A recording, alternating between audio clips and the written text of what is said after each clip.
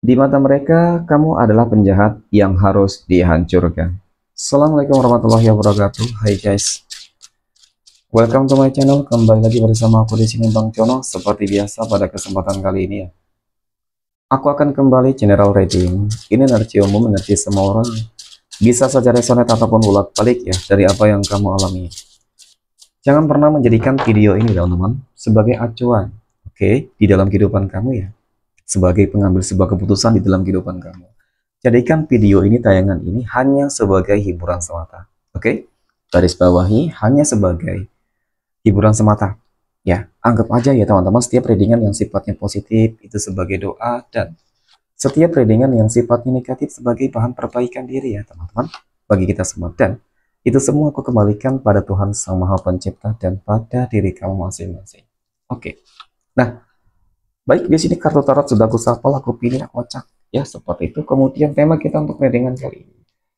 Di mata mereka kamu adalah penjahat, orang paling jahat, ya, orang paling buruk dan harus dihancurkan. Nah, wow, ini nanti yang cukup mengerikan sih sebenarnya teman-teman ya, cukup kejam banget ya. Pasti yang sedang terjadi di dalam kehidupan kamu, ya. Oke, fokus konsentrasi dan aku akan langsung mulai menarik energinya dari kartu yang pertama. Bismillahirrahmanirrahim. Pada kartu yang pertama aku punya Eight of Swords atau 8 pedang. 8 pedang muncul hadir teman-teman sebagai energi pembuka, dan jika aku fokuskan kartu pertama ini, oke, terhadap energi dari kamu terlebih dahulu teman-teman. Melihat dari kartu pertama ini ya, mungkin dapat aku akui ya teman-teman, kalau dikatakan selama ini banyak orang yang membenci, ya kemungkinan seperti itu. Banyak orang yang tidak suka, kemungkinan seperti itu. Dan banyak orang yang ingin menghancurkan juga sama halnya gitu ya. Meskipun tidak semua ya teman-teman. Tetapi terlihat dari kartu pertama ini dong teman-teman ya, kamu orang yang cukup dan cukup sangat sering terjolimi. Nah sahabat itu. Tetapi faktanya, nyatanya teman-teman, ini seakan-akan terbalik dengan sebuah keadaan yang ada. Keadaan yang bagaimana, teman-teman? Keadaan seperti apa?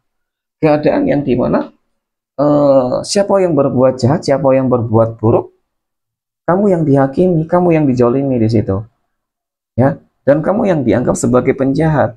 Padahal selama ini mereka yang selalu berbuat jahat kepada kamu. Artinya begitu banyak si playing victim yang terlalu terjadi di dalam kehidupan kamu, yang berada di sekitar kamu, teman-teman. Oke. Kemudian pada kartu yang kedua aku punya Judgment di sini, teman-teman. Nah, Judgment ini muncul hadir teman-teman ketika kamu dikelilingi oleh orang-orang yang toksik ya, aku katakan seperti itu, dan kemudian ketika kamu selalu difitnah dengan hal-hal buruk, hal-hal yang sebenarnya tidak kamu lakukan, tetapi mereka menuduh kamu. Lalu apa yang harus kamu lakukan di sini, teman-teman? Ya, percuma ketika kamu menunjukkan sebuah kebenaran terhadap orang yang sudah tidak paham tentang sebuah kebenaran, terhadap seseorang yang memang sudah dibutakan dengan sebuah kebenaran. Ya, kebenaran yang sudah padam itu akan sulit untuk kamu tunjukkan, teman-teman. Ya, kamu akan tetap dianggap sebagai orang yang paling jahat, orang yang menjadi penjahat, orang yang paling buruk. Seperti itu. Karena memang semuanya didasarkan karena hanyalah sebuah ucapan. Dari sebuah ucapan yang membuat propaganda buruk, negatif, citra buruk terhadap kehidupan kamu. Seolah-olah mungkin seseorang jatuh sakit karena kamu, seolah-olah dipecatnya seseorang di dalam pekerjaan karena kamu, seolah-olah apalagi ya teman-teman, hancurnya usaha seseorang itu karena kamu. Nah itu, gitu. Ya padahal kamu tidak pernah melakukan hal-hal yang mungkin apa yang mereka tuduhkan terhadap kamu. Ya, sehingga yang terjadi memang di sini ini seakan-akan memang banyak orang-orang yang memutarbalikkan fakta, teman-teman. Ya, lalu apa yang harus kamu lakukan? Tidak ada nothing. Karena ketika kamu menunjukkan sebuah kebenaran tidak ada artinya bagi mereka. Di mata mereka kamu tetap jahat. Jadi kepada siapa kamu harus mengadu? Kepada Tuhan masing-masing, teman-teman. Ya, kamu cukup meminta sebuah keadilan untuk kamu, untuk diri kamu dan keluarga kamu, agar kamu dijauhkan dari orang-orang yang seperti itu. Ya, dari fitnah, dari adu domba. Nah, kemudian pada kartu berikutnya aku punya Seven of Cups, 7 cangkir muncul. Nah, jadi dari kartu ketiga ini, teman-teman, ya, terlihat lagi dan lagi seperti itu, teman-teman. Ya, tetap sih di mata mereka buruk. Ya, di mata mereka kamu orang yang sangat jahat, sangat jolim.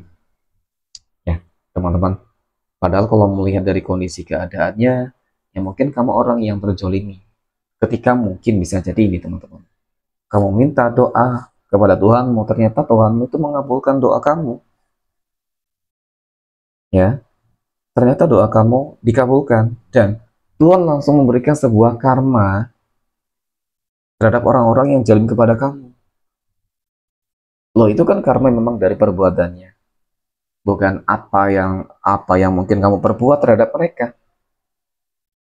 Tetapi memang mereka selalu mengkait-kaitkan hal-hal tersebut, karma yang sedang diterima, ya, sedang mereka dapatkan terkait dengan ulahmu, teman-teman.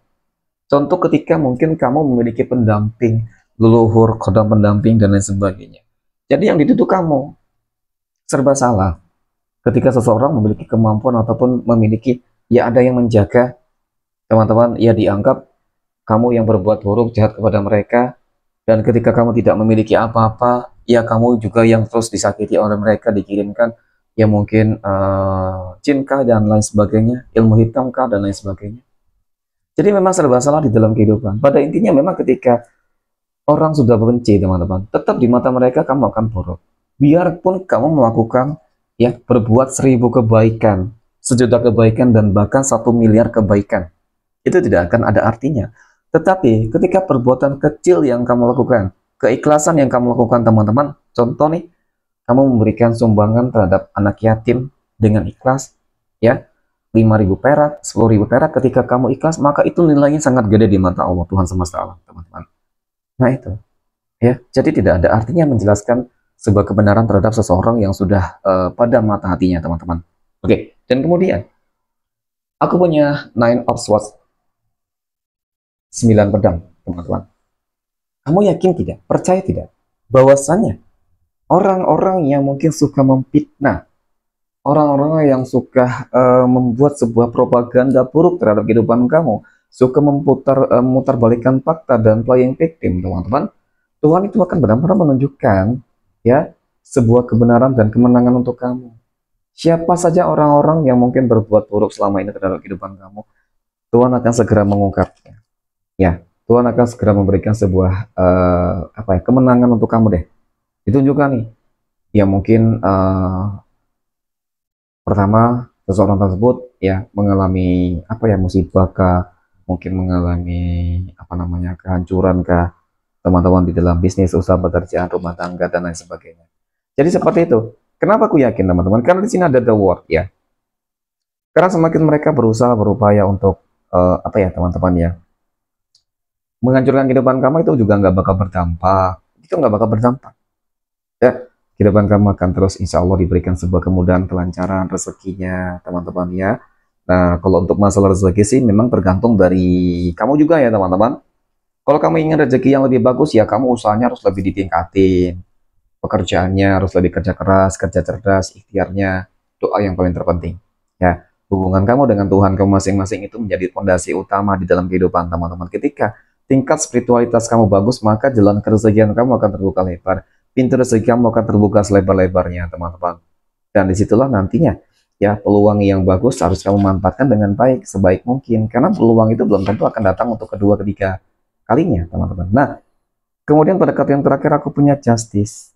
Jadi ini cukup nyata, kemenangan, keadilan, keseimbangan, dan kestabilan. Ada sebuah kehidupan yang bakal lebih baik, ya, teman-teman. Mungkin seperti itu sih. Semakin banyak orang yang jahat, semakin banyak orang yang berusaha untuk menghancurkan kehidupan kamu, maka itu semua akan kembali kepada mereka masing-masing. Oke, mungkin demikian, teman-teman, ya, readingan untuk kesempatan kali ini, ya, teman-teman. Tetap ambil sisi positif dan jangan jadikan ini sebagai langkah ataupun keputusan, ya, pengambilan di dalam sebuah keputusan apapun, teman-teman. Tetap kembalikan segala sesuatunya terhadap Tuhan masing-masing, ya. Oke, terima kasih dan assalamualaikum warahmatullahi wabarakatuh.